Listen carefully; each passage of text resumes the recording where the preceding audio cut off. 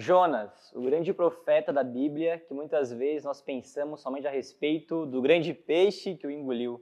Mas hoje eu quero desenvolver com você, através desse vídeo, a ideia de que Jonas foi engolido antes do peixe pelo seu próprio coração caído. Jonas foi engolido pelos ídolos do seu coração. Por isso eu convido você a ler comigo Jonas capítulo 1, verso 1 a 2, que diz assim: O Senhor deu essa mensagem a Jonas, filho de Amitai.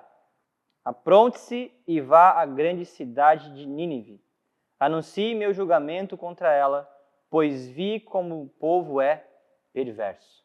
Jonas, o grande profeta das Escrituras, é chamado por Deus a pregar a mensagem a uma cidade.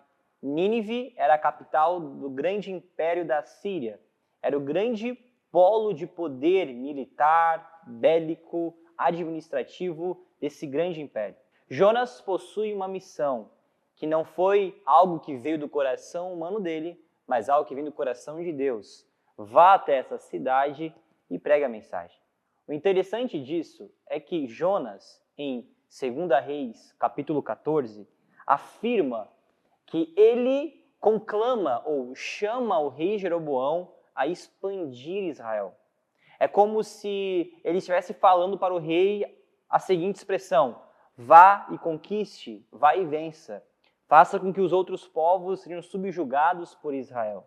O interessante dessa afirmação é que Jonas é contemporâneo, ou seja, enquanto ele está com seu ministério acontecendo, ele possui também amigos ministeriais, outros profetas, como Amós e Oséias. Amós e Oséias também estão profetizando sobre Israel, mas não estão profetizando sobre avanços bélicos e conquistas militares. Estão profetizando sobre um ajuste na administração do reino, ou seja, existem diversas corrupções no reino de Israel, logo é necessário uma mudança. Jonas, o grande profeta, profetiza sobre avanço e conquistas. Seus outros amigos ministeriais estão profetizando a respeito de arrependimento e renúncia.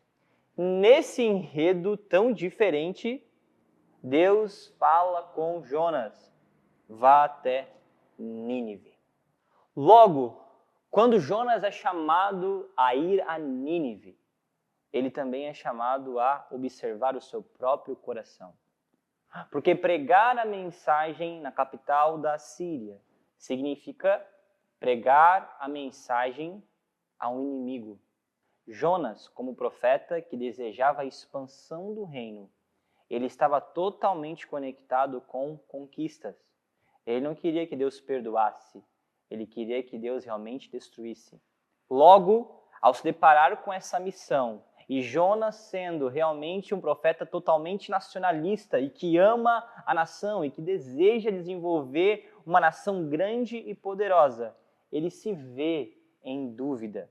E é por isso que em Jonas, versículo 3 do capítulo 1, diz assim: Jonas se aprontou, mas foi na direção contrária, a fim de fugir do Senhor.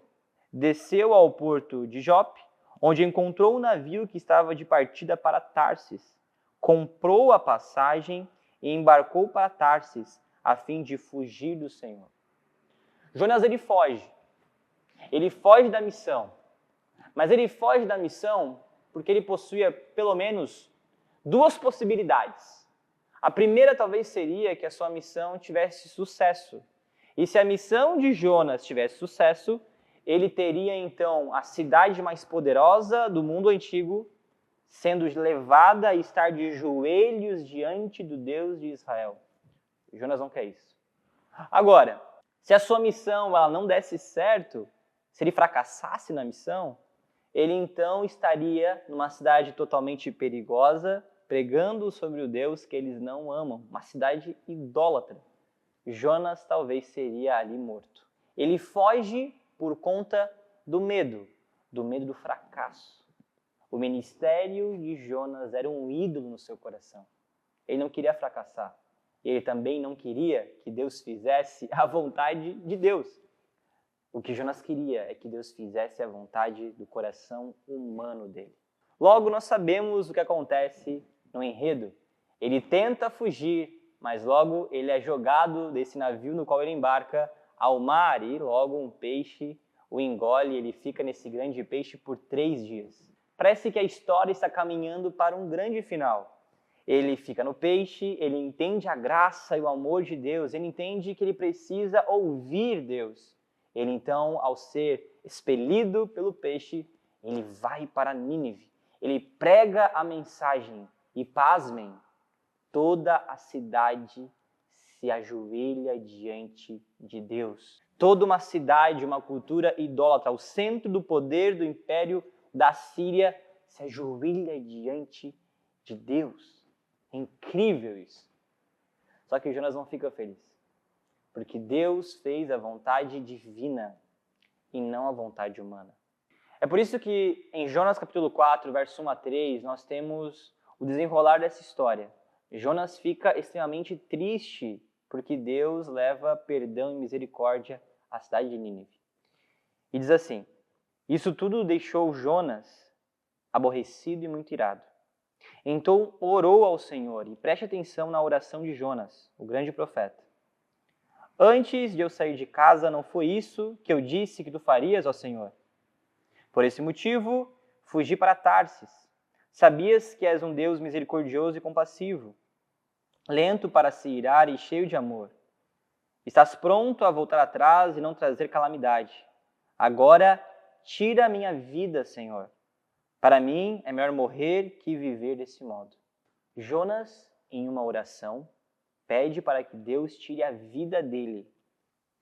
O motivo e motivado por um fracasso do ídolo do seu coração, o seu próprio ministério, a sua própria vontade.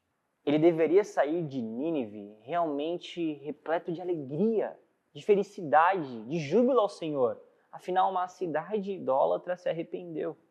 Mas ele sai triste e cabisbaixo e pede que Deus tire a vida dele, porque Deus não fez o que ele queria. O que aprendemos com a história de Jonas, o que aprendemos às vezes com as nossas próprias histórias, é que se Deus não está na centralidade dos nossos desejos, anseios, afetos e sonhos, nós seremos como Jonas. Nós veremos o milagre de Deus acontecer dia após dia. Um grande peixe o engole, 3 dias depois o expele.